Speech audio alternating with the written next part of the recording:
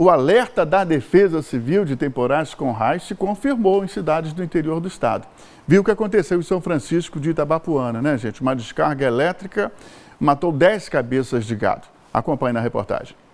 O forte calor e a sensação de abafamento muitas vezes tendem a formar nuvens carregadas e trazer as tempestades com raios. O Brasil é o país com maior incidência de raios no mundo. Por ano, são quase 80 milhões de descargas elétricas. Em São Francisco de Itabapuana, no norte fluminense, uma descarga elétrica provocada por um raio matou 10 cabeças de gado. Este episódio ocorreu no interior de uma propriedade particular próximo ao centro da cidade. Com tristeza, relatar essa situação de 11 cabeças de gado que foi atingida, porém 10 morreram e um bezerro sobreviveu. É a força da natureza, serve de alerta a toda a população, serve de alerta a todos. Quando tiver um mau tempo, tiver relâmpago, tiver trovoada, que não se exponha à natureza, porque a força da natureza, às vezes, ela atinge.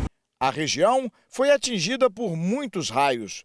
Não houve registro de pessoas feridas e os danos foram restritos ao rebanho do seu Sebastião, que precisou abrir uma cova profunda na fazenda para enterrar os animais.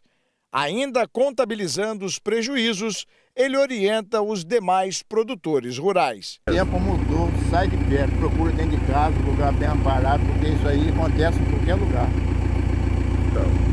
Então realmente, estamos aqui com tristeza relatando, está aqui um prejuízo, mas o que eu falei com ele, é a força da natureza. Contra ela, a gente não deve lutar, somente se prevenir. Através de equipamentos que simulam a formação de raios, este professor explica como o fenômeno acontece. É um período muito quente durante o dia, e muita umidade. Então essas gotículas de água evaporam, certo? Então elas estão quentes. Então há um movimento, ascendente. Então começa a atritar, essas gotículas de água começam a ser atritadas, ficando eletrizadas. Você começa a aumentar a diferença de potencial, a tensão elétrica, digamos assim, entre a nuvem e o solo. Então, em um dado momento que essa tensão entre nuvem e solo alcança um dado valor, ela faz com que o ar que está no meio, deixe de ser isolante para passar a ser condutor de eletricidade.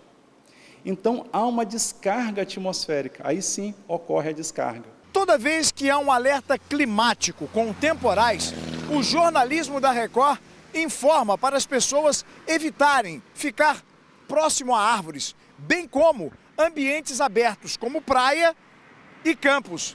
E foi exatamente isso que ocorreu com o gado em São Francisco de Itabapuana.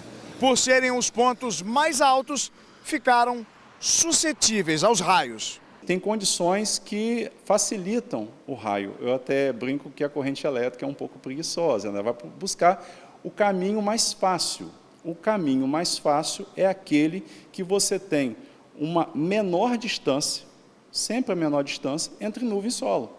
Então, se você tem um ponto, uma árvore, um animal, em um local descampado, ele é o ponto de referência, ele é o ponto mais alto. Com o verão se aproximando e a real possibilidade de temporais em períodos de clima extremo, algumas orientações devem ser seguidas. Ir para um local mais protegido, exceto embaixo de árvores, tá? Então, sempre buscar coberturas de concreto, estruturas de concreto e sair do local descampado. Evite ficar dentro d'água, evite ficar em local descampado. Mesmo que você esteja em um local descampado, às vezes uma propriedade rural e assim por diante. Está caindo raio, deita no chão. Porque assim você fica no mesmo nível do solo. Você não é o ponto de referência, não é o ponto mais alto daquele local.